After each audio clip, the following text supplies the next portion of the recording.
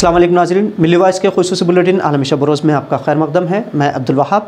ख़बरों को तफसील से देखने से पहले पेश है अहम सुर्खियाँ।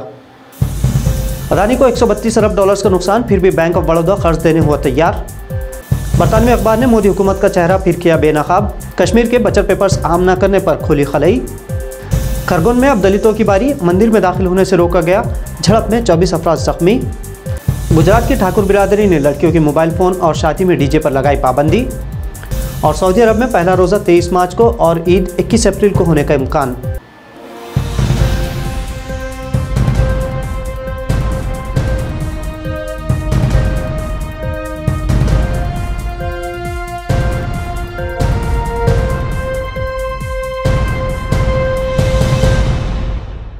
चौबीस जनवरी को हिंडनबर्ग की रिपोर्ट शाये हुई थी, जिसने अडानी को अर्श से फर्श तक ला खड़ा कर दिया है। एक माह कबल तक दूसरे नंबर के अमीर तरीन शख्स रहे अडानी अब 25वें नंबर तक खिसक गए हैं। हिंडनबर्ग की रिपोर्ट से अडानी को अब तक 132 अरब डॉलर्स का नुकसान हुआ है। अडानी ने शेयर्स में आवाम के 70% इन्वेस्टमेंट को खो दिया है और इस तरह के हालात के बावजूद ब्लूमबर्ग की इत्तलात के मुताबिक बैंक ऑफ बड़ौदा अडानी को कर्ज देने की तैयारी कर रहा है। रिपोर्ट के मुताबिक बैंक के CEO और MD संजीव चड्ढा के मुताबिक उन्हें अडानी ग्रुप के शेयर गिरने से कोई फिक्र नहीं है। अगर वो बैंक की शराइत पूरे करते हैं तो उन्हें लोन देने से कोई गुरेज नहीं होगा। आपको बता दें कि मुल्क के सबसे बड़े बैंक SBI ने अडानी को 270 अरब डॉलर्स का कर्जा दे रखा है।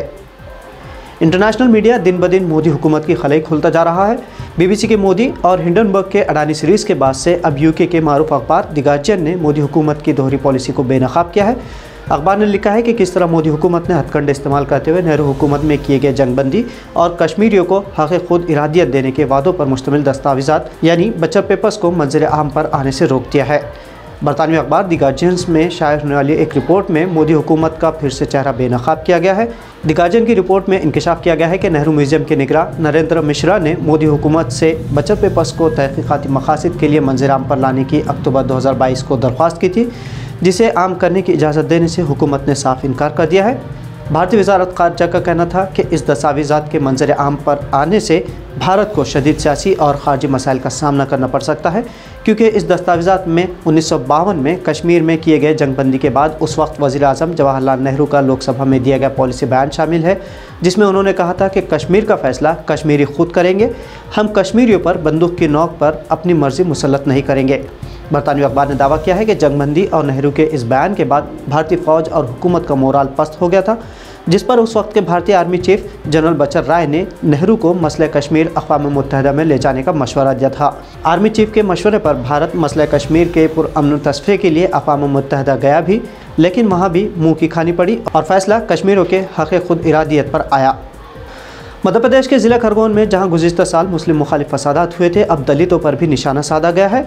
महाशिवरात्रि के मौके पर शिव मंदिर में पूजा करने से SC कम्युनिटी को रोक दिया गया, जिसके बाद झड़पें हुई है। इन झड़पों में 2 दर्जन से ज़ायद अफराद ज़ख्मी हुए हैं। इत्तलात के मुताबिक छपरा के एक मंदिर में पूजा के लिए अवाम की कसी तादाद जमा हुई थी। इसी दौरान OBC तबका से ताल्लुक़ रखने वाले अफराद के दरमियान इस बात पर बहस व तकरार शुरू हो गई कि यह मंदिर किसने बनाया है। तनाज़ा इतना बढ़ गया कि दोनों तरफ के लोगों ने एक दूसरे पर शदीद संगबारी शुरू कर दी। सरकारी इत्तलात के मुताबिक बालाई बिरादरी की ख़वातीन महाशिवरात्रि के मौके पर मराठा, पटेल और गुर्जर बिरादरों से ताल्लुक़ रखने वाले अफराद के साथ मंदिर में पूजा कर रही थी। इस पर बहस व तकरार शुरू हो गई। इस ज़िम्न में मकामी पुलिस स्टेशन में भी शिकायत दर्ज कराई गई है, जिसमें SC बिरादरी ने दीगर पसमानदा तबक़ात के अफराद पर इल्ज़ाम आयद किया है कि उन्होंने पूजा के लिए मंदिर में दाखिल होने से रोक दिया है। गुजरात की ठाकुर बिरादरी ने समाज में इस्लाहात के लिए लड़कियों के मोबाइल फ़ोन के इस्तेमाल पर पाबंदी लगा दी है। बिरादरी ने क़रारदाद मंजूर करते हुए लड़कियों को मोबाइल फ़ोन के इस्तेमाल करने से रोकने का फ़ैसला किया है। ठाकुर कम्युनिटी के मौक़िफ़ था कि नाबालिग लड़कियों में मोबाइल फ़ोन का इस्तेमाल बहुत सी गलत चीज़ों का बाज़ बन रहा है, इसीलिए मोबाइल फ़ोन के इस्तेमाल पर पाबंदी आयद करने की ज़रूरत है। ये फ़ैसला इतवार को बनासकांठा ज़िले में हुआ।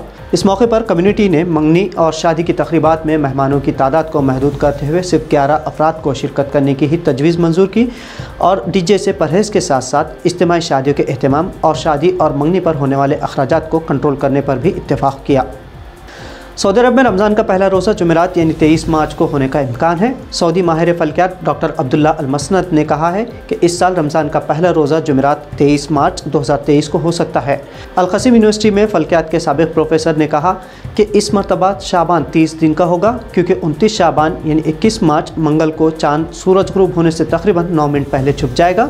माहिर फलकियात के मुताबिक चांद और सूरज का मिलाप 29 शाबान बमुताबिक 21 मार्च की शाम को 8:23 पर होगा और रमज़ान का पहला रोज़ा 23 मार्च को होने का इम्कान है।